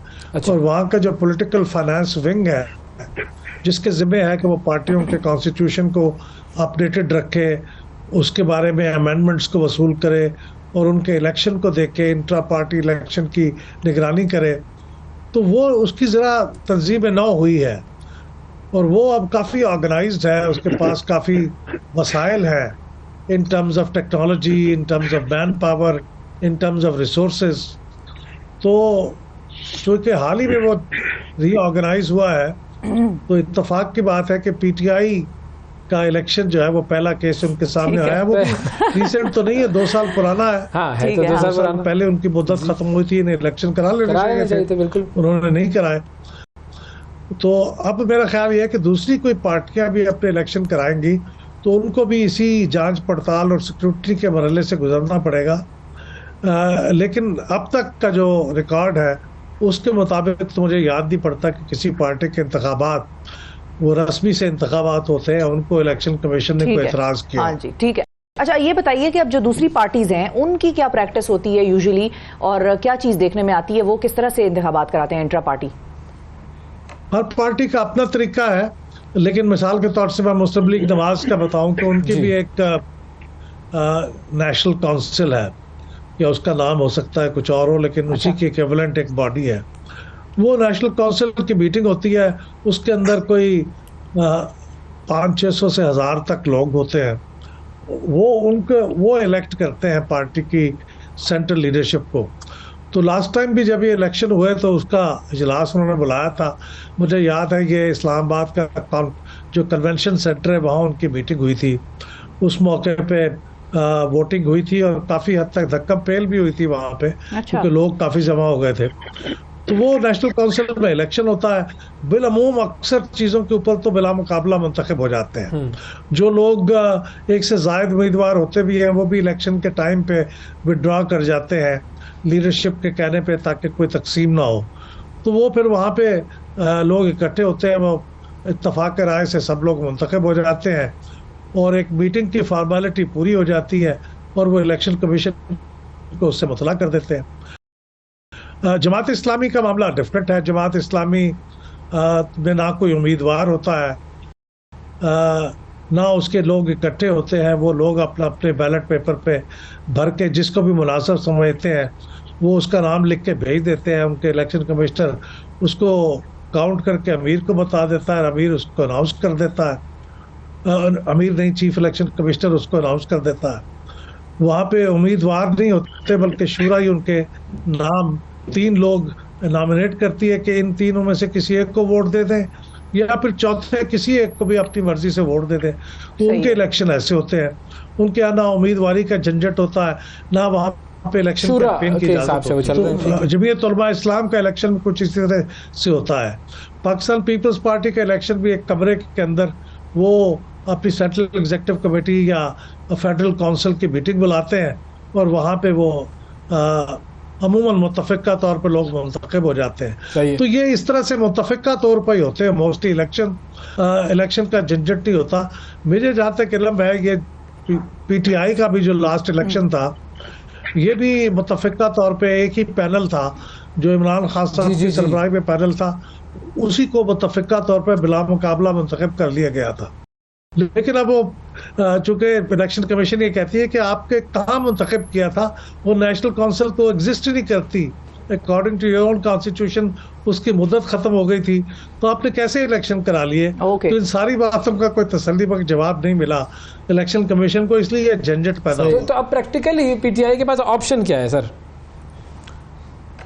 इसके पास 2 ऑप्शन है। एक तो ये है कि कोर्ट में चले जाएं और इलेक्शन कमीशन के इस फैसले को चैलेंज करते हैं। अच्छा। और कहें कि उन्होंने हमारा जो इंतखाब हुआ था उसको गलत कालदम करार दिया है वो सही था और वहाँ साबित करें कोर्ट में। इसका इरादा कुछ पीटीआई के रहनुमाओं ने मैंने सुना था टेलीविजन के ऊपर आके, उनके जो वकील थे गौहर साहब, उन्होंने इसका इरादा जाहिर किया था, लेकिन जाहिर उसका फैसला करेंगे। दूसरी ऑप्शन ये है कि वो इलेक्शन करवा ले। इलेक्शन करवाने के लिए उनके पास, जैसे मैंने कहा कि ये इतना टाइम तो नहीं है कि बैलेट पेपर बने और वो 40 लाख लोगों को तकसीम हो और फिर वहाँ से बैलेट पेपर आए और फिर उम्मीदवार हों। तो मेरा ख्याल में ऑनलाइन ये काम कर देना चाहिए, इसकी कोई ममानियत तो नहीं है ऑनलाइन करवाने में। और उसके लिए अगर एक एक उम्मीदवार आए हर पोजीशन के लिए तो मुतफ़िका तौर पे ये इलेक्ट हो जाएंगे। मेरे ख्याल में ये एक रास्ता है। और दूसरा रास्ता ही बेहतर होगा, क्योंकि पहले रास्ते का तो मालूम नहीं है, गैर यकीनी सी बात है। बिल्कुल। और इलेक्शन बहुत करीब है। इलेक्शन बहुत करीब है। पीटीआई, मैं ये भी ऐड करना चाहता हूँ कि पीटीआई का जो कॉन्स्टिट्यूशन था 2019 का, वो बहुत डिटेल्ड था। अच्छा। इतनी तफसीलात थी उसके अंदर। पीटीआई जो फॉरेन फंडिंग केस में उसके ऊपर जो मुकदमा बना था, वो भी इसलिए बना था कि उन्होंने बहुत डिटेल थी, उनके पास सारे अकाउंट्स, उन्होंने जो पैसे बाहर से आए थे वो बड़े डॉक्यूमेंटेड थे, सारे बैंकों के चैनल के जरिए से आए थे, तो उनको चेक करना और उनको पकड़ना जरा आसान था। इस तरह अभी कॉन्स्टिट्यूशन भी इन्होंने बहुत डिटेल लिखा हुआ है, तो उसके ऊपर इनके ऊपर गिरफ्त होना जरा आसान थी। तो ये मेरे ख्याल में अपने आप को जरा परफेक्ट बनाने की कोशिश में, मेरा ख्याल है वो इसके विक्टिम हो गए, victim of their own pursuit for perfection. मुझे तो ऐसे लगता है। वो फिर आपने ये लिख दी थी चीजें, तो फिर उसके ऊपर पूरी तरह अमल कर लेते, वो भी नहीं कर पाए, तो उसके बहुत ऑर्गेनाइज लोग हैं, इनका डाटाबेस भी मौजूद होता है, इनकी ऑनलाइन भी मुझे मालूम है काफी एक्सपर्ट लोग हैं, लेकिन हालात बुरे हैं इनके लिए, इसलिए मुश्किल हो सकती है। बिल्कुल सही। अच्छा, अब हालात मुश्किल है, ये भी बड़ा की स्टेटमेंट है आपका जो आपने दिया है। अब इन हालात मुश्किल में 20 दिन में पीटीआई का इलेक्शन अगर मिसाल के तौर पे नहीं होता या नहीं करा जा सकते ये प्रॉपर तरीके से, तो इनके साथ होगा क्या? क्या इनका जो इलेक्शन सिंबल है वो किसी और जमात को मिल सकता है? क्या इनसे छीना जा सकता है? कोई प्रॉब्लम पार्टी के लिए हो सकती है? बैन वैन होने का तो कोई खतरा नहीं है, या क्या सिलसिला हो सकता है इनके साथ? नहीं, पार्टी बतौर पार्टी के उसे सिंबल नहीं मिलेगा ना, उसके उम्मीदवार फिर पार्टी के उम्मीदवार नहीं होंगे, क्योंकि पार्टी अब एनलिस्टेड पार्टी के तौर पे खत्म हो जाएगी। पार्टी एग्जिस्ट तो कर सकती है, लेकिन उसकी जो इलेक्शन कमीशन में एनलिस्टमेंट है फॉर ए कॉमन सिंबल, वो खत्म हो जाएगी। कॉमन सिंबल नहीं मिलेगा, फिर अब उम्मीदवार का अपना अपना सिंबल होगा बतौर आजाद उम्मीदवार। अच्छा, अब जाहिर है उससे तो बड़ी खराबी पैदा हो जाएगी। पार्टी के लोग तो पार्टी के सिंबल से आगाह है, वाकिफ है बैट से। अगर किसी का सिंबल एक होगा, किसी का दूसरा होगा, अगर पार्टी को कोई और भी कॉमन सिंबल मिल सकता तो वो भी कोई मसला शरीकता ना होता, लेकिन पार्टी को कॉमन सिंबल की एंटाइटलमेंट नहीं होगी, क्योंकि उन्होंने इलेक्शन नहीं कराया। अगर कॉमन सिंबल की एंटाइटलमेंट होगी तो फिर तो बैट भी मिल सकता है, और मिलना चाहिए, क्योंकि उनका पहले हक है।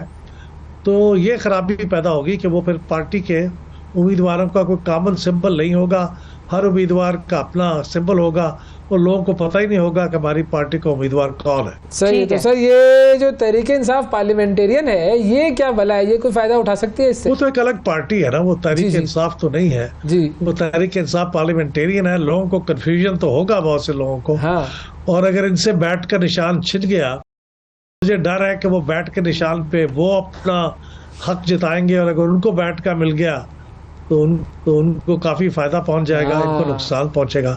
मुझे नहीं पता क्या होगा, लेकिन वो तो बिल्कुल अलग पार्टी है, नाम की ममासलत है, लेकिन वो अलग पार्टी है, और बल्कि पाकिस्तान तहरीक इंसाफ से तो उसकी मुखालफत ही है। बिल्कुल बिल्कुल। बहुत शुक्रिया जी। अहमद बिलाल महबूब साहब हमारे साथ मौजूद थे जी। ये है जी मामला, अगर डिटेल में जाओगे तो फंस जाओगे, और अगर डिटेल में हो तो अमल करो भाई, अमल करो ना, लिखा है तो अमल करो। वो क्या है, वो एक बड़ा मशहूर जुमला है, promise less and deliver more. Promise less, लेकिन बाय द बुक चलने पर तो पीटीआई को बहुत मार पड़ी है, और बाय द बुक ही चलते रहे। मतलब आप पढ़े लिखे बन रहे थे। बिल्कुल, आप जरा ज्यादा सियासत कर रहे थे, साफ सुथरी शफाफ सियासत। शफाफ नहीं, आपने डिटेल लिखी तो पूरा तो करे ना, आपने लिख तो दिया, पूरा क्यों नहीं कर रहे आप? मसला तो पूरा करने का है। आपने लिखा सब कुछ बहुत अच्छा किया, डिटेल लिखा, साफ लिखा, साफ चली ठीक है, लेकिन मारे क्या गए? करवाओ ना, करवाओ, क्यों नहीं करवा रहे भाई? सबसे बड़ा इशू तो यही है। उस वक्त करवाया नहीं जब कराना था, कोविड था, और उसके बाद फिर प्रॉब्ली फिर बाद में बस हुकूमत चली गई। हुकूमत तो अभी गई है भाई, ये करवाए नहीं उन्होंने, वो भी बाकी पार्टियों की तरह कहानियां निकाल दी। चले अब करवा ले भाई, करवाने वाले तो बने। बहरहाल हम तो वक्फा करवाने वाले बनते हैं, वक्फा करते हैं, वक्फे के बाद मिलते हैं। सुबह सवेरे पाकिस्तान, सुबह सवेरे पाकिस्तान।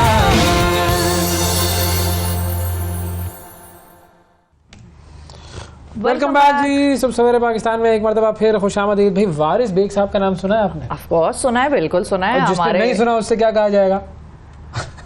उसको शर्म दिलाई जाएगी, उसको शर्म दिलाई जाएगी। आपने वारिस बेग साहब का नाम नहीं सुना है? मारूफ गुलकार पाकिस्तान के, और फिल्मी गीत भी उन्होंने बड़े जबरदस्त कमाल गाए हैं। अब मामला हुआ है ये जो मोरूसी सियासत होती है ना, हाँ। उस तरह मोरूसी गुलकारी हुई है, और क्या कमाल गुलकारी हुई है भाई। वारिस बेग के साहबजादे जिनका नाम है जी अम्मार बेग, उन्होंने अपना गाना रिलीज किया है और उसका नाम है जी जोगिया। और वारिस बेग साहब की तो खैर आवाज, उनका अंदाज जो वो बड़े सॉफ्ट रोमांटिक, इसमें भी मुझे कुछ हद तक वो चीज नजर आई है। अच्छा आवाज जी और ट्यून भी अच्छी है, लिरिक्स भी इंटरेस्टिंग है, और वीडियो तो खैर बड़ी उन्होंने इंटरनेशनल शूट कर ली है। हमारे साथ मौजूद है जी अम्मार बेग, उनसे बात करते हैं। अस्सलाम वालेकुम। वालेकुम अस्सलाम, कैसे हैं वैस, शिफा, हाउ आर यू गाइस?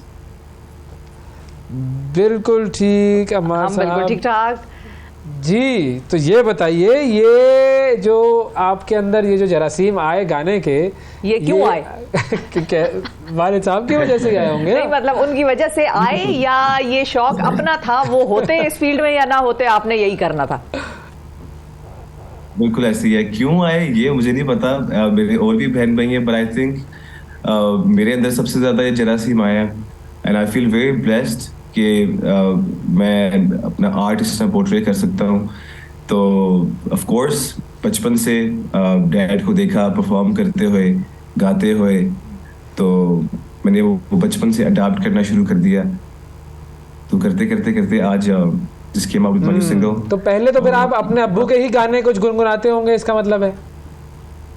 बिल्कुल, आई यूज्ड टू मैं फैमिली फंक्शंस पे जब मैं बहुत छोटा था, मैं डैड के ही गाने गाता था, और कुछ पुराने गाने, कुछ नए गाने। बट ऑफ कोर्स मेरी जितनी भी ट्रेनिंग प्रोसेस है उसमें मेरे डैड का बहुत बहुत बड़ा हाथ है। हाँ, तो अब मुझे ये बताएं, आपके वालिद साहब का कौन सा ऐसा गाना है जो आपको बहुत पसंद हो, या बल्कि यूं कर लें कि वो गाना जो आपके वालिद साहब का हो, हाँ। आप गाते हो और वालिद साहब कहते हो हाँ यार ये तुमने अच्छा गाया भाई, ऐसा कौन सा गाना है? वैसे मेरा फेवरेट गाना जो मेरे डैड का है वो कल शब देखा मैंने चांद झरोखे में। I grew up listening to that song, और मुझे कहते हैं वाकई मुझे बहुत पसंद है वो गाना, इट्स माय फेवरेट एक्चुअली।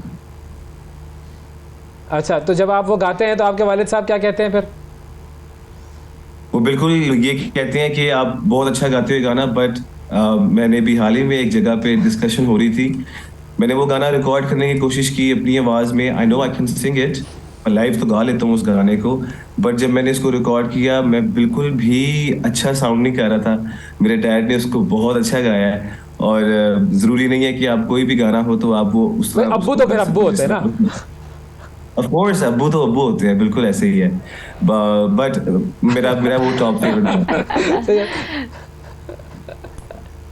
अच्छा, तो एक काम करें फिर, लाइव जरा सुनाते, फिर जरा दो लाइनें उसकी हो जाए, फिर हम जोगिया पर भी आते हैं। लाइव कल शब देखा सुना दूं? जी जी जी जी, हो जाए। ओके।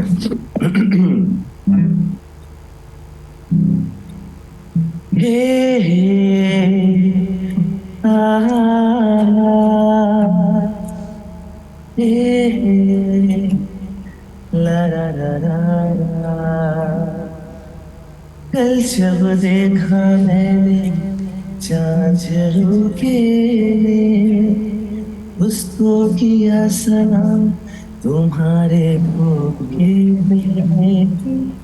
रात को देखा जो मैंने सोते में चूमा कोई गुलाब तुम्हारे धोखे ओ कल शब देखा मैंने चाचरू के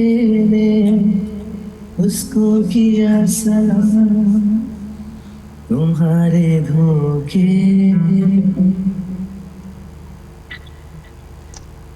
क्या बात है, जबरदस्त, क्या जबरदस्त, मजा आया, मजा आया।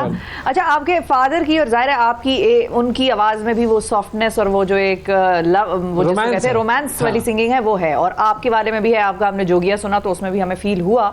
भारत में बड़ा आपका जो है वो लोहा मनवाया गया है आपका। तो भारत में भी कोई काम शाम कर रहे हैं, कोई इस किस्म का सिलसिला है कि भारत में आने वाले फिल्मों में हम देखेंगे आपके गाने वाने सुनेंगे? अभी तो अनफॉर्चुनेटली क्योंकि वहाँ पे आना जाना बिल्कुल बंद है, वहाँ के आर्टिस्ट यहाँ नहीं आ सकते, यहाँ से आर्टिस्ट वहाँ नहीं जा सकते।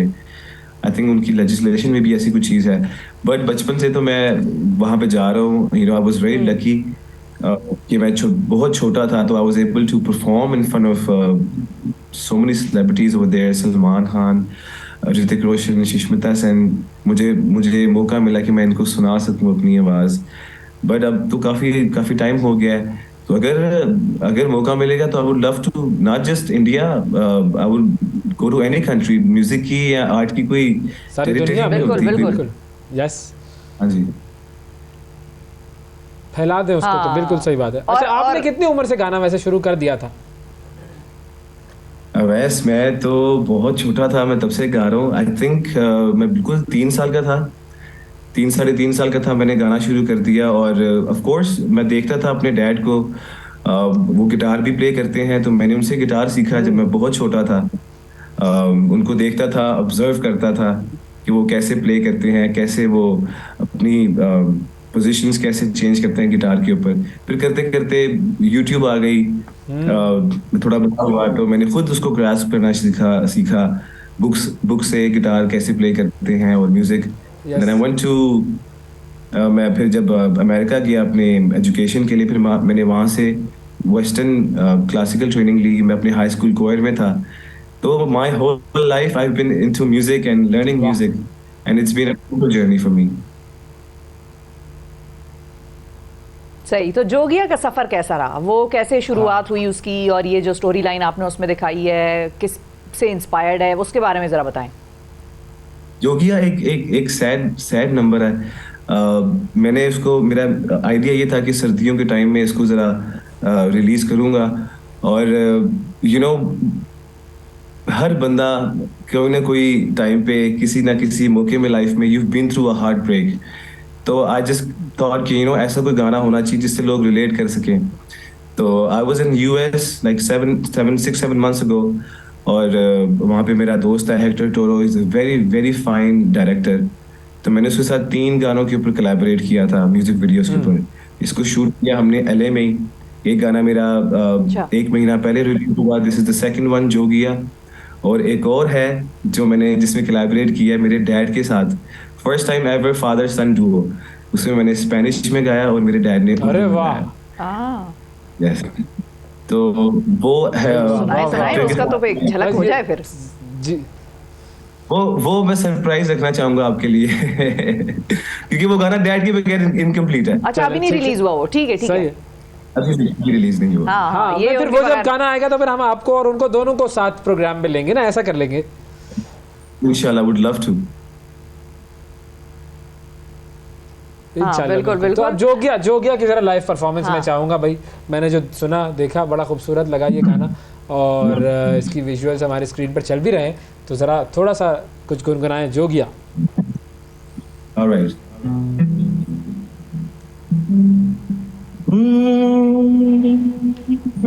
उस बेवफा ने पल पल रुलाया है, मैं पागल हूँ उसनू दिल विच बसाया है। उस बेवफा में पल पल रुलाया है, मैं पागल हूँ उसनू दिल विच वसाया इको जोगिया मेरा कम कर दे कोई ऐसी शैज दम कर दे मैनू ढोला याद आवे ना मैनू माया याद आवे ना। Thank you. वाह वाह क्या वाह, बात है, जबरदस्त भाई, क्या बात है जी, जबरदस्त। वाह। कोई ऐसा फिर कोई दम दरूद करने वाला मिला आपको जो कर दे ऐसा? आई विश ये सारी बातें म्यूजिक और गानों में और मूवीज में अच्छी लगती हैं, ऐसी रियल लाइफ में ऐसा कुछ नहीं होता। ऐसा नहीं होता बिल्कुल। लेकिन रियल लाइफ में एक चीज जो हो रही है वो ये है कि मुझे भी याद आया कि आपके फादर तो आप जलसों के एंथम्स भी गाते हैं, तो आपका भी कोई रुझान है किसी पॉलिटिकल पार्टी का एंथम गाने का? क्योंकि आपके वालिद साहब की तो बड़ी वायरल वीडियोस थी, मियां साहब के जहाज की परफॉर्मेंस थी उनकी, और फिर पाकिस्तान मुस्लिम लीग नवाज की, उन्होंने एंथम गाए। तो आपका भी है किसी के लिए कुछ गाने का इरादा, या कोई अगर कहे पार्टी आपको हमारे लिए बनाओ? मैंने ये जो सॉन्ग था जो मेरे डैड ने किया था, एंथम नून लीग नून का नारा, उसकी प्रोडक्शन मैंने ही की थी, और उसमें कुछ कोयर और बैकअप वोकल्स मैंने की थी। But I'm not really into politics. I respect everyone, मतलब मेरे डैड का जिस भी तरफ रुझान है, बट मुझे उस तरह I like to know कि क्या हालात हैं, कौन क्या कर रहा है, कौन सी पार्टी के क्या मौक़िफ़ है, और कौन क्या चाहता है, but I'm not really into politics like that. सही। तो ये जो जोगिया गाना है, ये किसने लिखा है, लिरिक्स किसके हैं, कंपोजिशन भी आपकी ही है मुकम्मल तौर पर? जरा इसकी थोड़ी तफसील बताएं। कंपोजिशन तो मैंने उमैर हसन के साथ, मेरा एक बहुत अच्छा दोस्त है, उसके साथ कोलैबोरेट करके इसका म्यूजिक किया। इसकी जो प्रोडक्शन है वो सब मैंने खुद की है मेरे होम स्टूडियो में ही, और लिरिक्स भी इसके को राइट किए हैं मैंने मिक्स एंड मैच करके। तो it was a beautiful journey for me, just collaborate करते करते एक अच्छा गाना बन गया। और अल्हम्दुलिल्लाह आपके शो के थ्रू मैं कहना चाहूँगा कि in 3 days it has more than 1.34 million views, जो कि मैंने एक्सपेक्ट नहीं किया था। तो I am really happy on that. जी बिल्कुल। नहीं, you should expect a lot more from now onwards. अभी तो आपकी आगाज है, अभी तो वो सितारों से आगे जहां और भी हैं। बहुत शुक्रिया अदा करेंगे आपका, ऑल द वेरी बेस्ट, और इसी तरह गाने बनाते रहें और हमें जो है महसूस करते रहें हमारे लोगों को। एक वक्फे की तरफ बढ़ते हैं, वक्फे के बाद आपसे दोबारा मिलेंगे। Stay with us. सुबह सवेरे पाकिस्तान, सुबह सवेरे पाकिस्तान, सुबह सवेरे पाकिस्तान। वेलकम बैक जी। कई दिनों से मैं सोच रहा था मुंह धो लूं, फिर मैंने सोचा कि ये तो बड़ा मुश्किल काम है, सर्दियों में बड़ा एक टेंशन हो जाती है, ड्राइनेस बहुत हो जाती है, बहुत सारे मसाइल हो जाते हैं। अब उसके लिए हमारे पास एक ही कांटेक्ट पर्सन है जिनसे हम पूछ सकते हैं कि भाई हमारी जिंदगी के मसाइल हल करो। लेकिन अब तो वो इलेक्शन जीत गई है, हाथ नहीं आएंगे। अब तो इलेक्शन जीत गई है, अब वो पूरे पाकिस्तान की कांटेक्ट पर्सन बन गई है, और इलेक्शन जीती है बाकायदा तौर पर। जनरल सेक्रेटरी के ओहदे पर वो अब फाइज हुई हैं, और Pakistan association of dermatologist, pad जिसको कहते हैं, उसकी जनरल सेक्रेटरी बनी है डॉक्टर अर्मिला जावेद साहिबा। अस्सलाम वालेकुम। वालेकुम अस्सलाम। देखिए आप लोग मुझे सीरियस नहीं लेते थे, होता नजर आ रहा, पता नहीं होता है कि नहीं, आप लोग मुझे सीरियस नहीं लेते। हाँ, हमने आपको इतना सीरियस लिया जितना और किसी ने नहीं लिया होगा, सारी दुनिया तक तो धूम मचा दी। देख ले, इलेक्शन हो नहीं रहे थे तो हमने सोचा अपने करवा लेते। हाँ, कुछ तो करे। इंट्रा पार्टी भी इलेक्शन आजकल वो उसमें पढ़ लगे, करवा लो। हमने कहा हम अपनी पार्टी के इलेक्शन। क्या है ये पाकिस्तान एसोसिएशन ऑफ डर्मेटोलॉजिस्ट का काम क्या होता है? देखिए जी, पाकिस्तान एसोसिएशन ऑफ डर्मेटोलॉजिस्ट एक पेरेंटिंग बॉडी है तमाम डर्मेटोलॉजिस्ट के लिए जो भी पाकिस्तान में डर्मेटोलॉजी प्रैक्टिस करते हैं। और इसको जो है बहुत शुरू में जो हमारे डर्मेटोलॉजिस्ट थे जिन्होंने स्टार्ट किया था पाकिस्तान में डर्मेटोलॉजी प्रैक्टिस, उन्होंने 3, 4, 5 पायनियर हमारे जो डर्मेटोलॉजिस्ट थे उन्होंने ऑर्गेनाइजेशन की बुनियाद डाली थी। और इसके फ़वाइद हैं कुछ। सारी बातें पूरी दुनिया में आपको पता है कि जो मेडिसिन की फील्ड्स होती हैं उनकी एसोसिएशंस बनी होती हैं, सर्जन्स की भी बनी होती हैं, प्लास्टिक सर्जरी की भी बनी होती हैं, ऑन्कोलॉजी की भी बनी होती हैं। इसी तरह डर्मेटोलॉजी की भी एसोसिएशन थी, और इसका काम था कि तमाम डर्मेटोलॉजिस्ट को इकट्ठे रखें, उनकी मीटिंग्स अरेंज करें, सालाना एक मीटिंग होती है और वो हमारी नवंबर के महीने में होती है और उसके अंदर हम लोग सारी किस्म की जो डिजीज़ होती हैं स्किन की उसके बारे में बात करते हैं और उसके बारे में जो भी जो नई जो लेटेस्ट हमारी जो ट्रीटमेंट्स आ रही होती हैं या जो लेटेस्ट जो भी इसमें डेवलपमेंट्स हो रही होती हैं उसके बारे में बात की जाती है और इसके अलावा जो भी मसाइल आ रहे होते हैं स्किन से रिलेटेड। फ्री एंड फेयर था election? Of course it was. हाँ, it was a tough call. It was not a simple election. It was a proper जिस तरह से आपकी बैलेटिंग होती है उसी तरह से इलेक्शंस था। तो वैसे कभी कभी नहीं भी होता, कभी कभी वैसे भी आप एक अनअपोज्ड भी हो जाता है, but this was a proper election. हमने पूरी कैंपेन, बिरयानी की प्लेटें भी आपका, बिरयानी की प्लेटें सब कुछ नहीं, बिरयानी की प्लेटें चाय पानी वगैरह करना पड़ता है, वो जरूरी है, वो जरूरी है, लोगों से मिलना भी पड़ता है। अच्छा, अब अगर फॉर एग्जांपल जैसे हम चाहूंगा कि आप लोग भी कॉल्स कर सकते हैं, कोई इशू है आपके स्किन का तो आप पूछ सकते हैं डॉक्टर अर्मिला से इनके इश्यूज पर। मुझे ये बताएं कि फॉर एग्जांपल बहुत सारे लोग जो कि हमारी आम आवाम है वो किसी डर्मेटोलॉजिस्ट के पास जाते हैं, कोई इशू हो जाता है, तो क्या उनके लिए भी ये कोई हेल्पिंग हैंड प्रोवाइड कर सकती है ये? देखिए जी, ये ऑर्गेनाइजेशन जो है बिल्कुल आप कांटेक्ट कर सकते हैं। अगर आप कांटेक्ट पर्सन के साथ होना तो ऐसे ही चाहिए कि हर सूबे का एक वाइस प्रेसिडेंट भी होता है और एक एग्जीक्यूटिव बॉडी भी होती है और उनका काम होता है कि तमाम जो वहाँ पे डर्मेटोलॉजिस्ट हैं उनको इकट्ठा रखें और जो स्किन से रिलेटेड एकदम से कोई इशू आ गया है या कोई प्रॉब्लम जनरेट हो रही है तो उसको एड्रेस किया जाए एट आवर फोरम, क्योंकि ये हमारा एक नेशनल फोरम है डर्मेटोलॉजिस्ट का और ये एक ऐसा प्लेटफॉर्म है जहाँ पर कोई भी मसला एक बहुत दूर दराज इलाके में भी है उसको भी हाईलाइट किया जा सकता है और एक बहुत डेवलप्ड अगर एरिया में कोई फैसिलिटी अवेलेबल है तो वो भी हम प्रोवाइड कर सकते हैं। अच्छा, हमारे साथ एक कॉलर भी है, साकिब काज़मी साहब हैं वाकई से। अस्सलाम वालेकुम। अस्सलाम वालेकुम। वालेकुम मैडम, क्या हाल है? ठीक है आप? हम बिल्कुल ठीक ठाक, फरमाइए।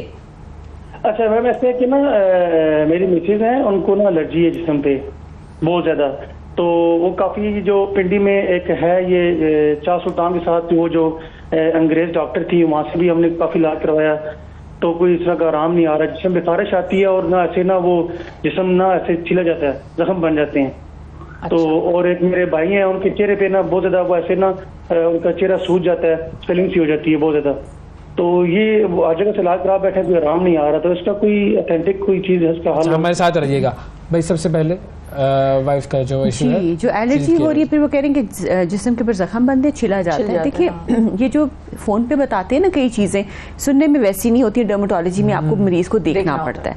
अब वो छोटे छोटे छाले बनते हैं या वो ड्राइनेस के पैचेस है जिसको खारिज करके उधर जख्म बनता है, ये देखना पड़ेगा, क्योंकि ब्लिस्टरिंग डिसऑर्डर्स भी होते हैं। ब्लिस्टरिंग डिसऑर्डर्स के अंदर छोटा सा पानी वाला छाला बनता है जिस्म के ऊपर और वो हल्की सी खारिश ही हो रही होती है, उसके बाद वो जख्म बन जाता है। उसके लिए हमें बायोप्सी भिजवानी पड़ती है और बायोप्सी के ऊपर डायग्नोसिस होती है, उसका इलाज फर्क है, उसमें आप खाने वाली दवाइयाँ भी देते हैं।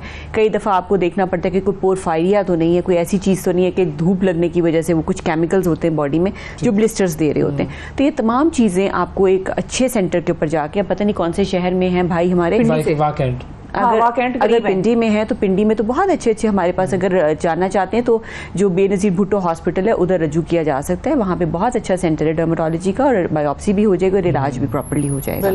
और जी जो दूसरे भाई का उन्होंने बताया था, उनका कुछ चेहरे का कुछ स्वेलिंग हो जाती है, उसमें भी ये है कि देखिए जी कभी कभी अर्टिकेरिया होता है, सिंपल खारिश होती है जिस्म के ऊपर या कोई एलर्जिक सा रिएक्शन आता है, उस पर चेहरा भी सूज जाता है, होंठ भी सूज जाते हैं। तो हमें ये चीज़ का भी ध्यान रखना पड़ता है कि ये भी एक इम्पॉर्टेंट चीज़ है, इसको इग्नोर नहीं करना चाहिए, क्योंकि अगर खुदा न खास्ता ये अर्टिकेरिया आपकी सांस की नाली को इन्वॉल्व कर लेता है तो सांस में तकलीफ शुरू हो जाती है और ऐसे लोगों को खुदा न खास्ता सांस बंद भी हो सकता है। अच्छा। तो ये तमाम चीज़ें वही मैं हमेशा कहती हूँ कि इनको इग्नोर ना करें।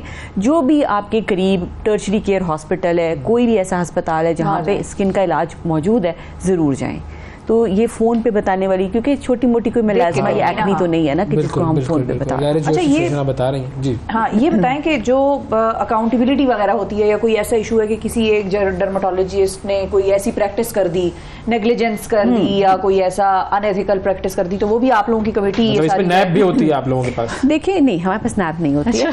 देखिए बेसिकली अगर कोई नेग्लिजेंस वगैरह है डॉक्टर की, वो तो आप PMDC में रिपोर्ट करते हैं या अपने जो शहर के अंदर अगर हेल्थ रेगुलेटरी जिस तरह जैसे इस्लामाबाद में इस्लामाबाद हेल्थ रेगुलेटरी अथॉरिटीज़ हैं, आप उधर रिपोर्ट करते हो। लेकिन जो डर्मेटोलॉजिस्ट की प्रैक्टिस होती है, ज़ाहिर है उसके कोड्स ऑफ एथिक्स भी होना चाहिए कि आपने प्रैक्टिस किस तरह करनी है, आपने कितनी अपनी एडवर्टाइजमेंट्स करनी है, आपने क्या चीज़ प्रैक्टिस करनी है, क्या चीज़ प्रैक्टिस नहीं करनी। क्योंकि देखिए सब डर्मेटोलॉजिस्ट सब लोग अपने नाम के साथ जो डर्मेटोलॉजी प्रैक्टिस करते हैं डर्मेटोलॉजिस्ट लगा लेते हैं, लेकिन डर्मेटोलॉजिस्ट अगर आपने डिग्री नहीं की हुई कंप्लीट तो you are not authorise to use those titles कि अगर आपने FCPS नहीं किया हुआ या DDerm नहीं किया हुआ या MCPS नहीं किया हुआ तो आप अपने आप के साथ डर्मेटोलॉजिस्ट का टाइटल नहीं। वो MBBS डॉक्टर्स तो हैं and they will be practising dermatology because वो वहाँ पे काम करते रहे होंगे उन स्किन के इदारों में, उन सेंटर्स के ऊपर। लेकिन अपने नाम के साथ गलत टाइटल यूज करना तो वैसे ही कोड ऑफ एथिक्स के खिलाफ है, डॉक्टरेट कोड ऑफ एथिक्स।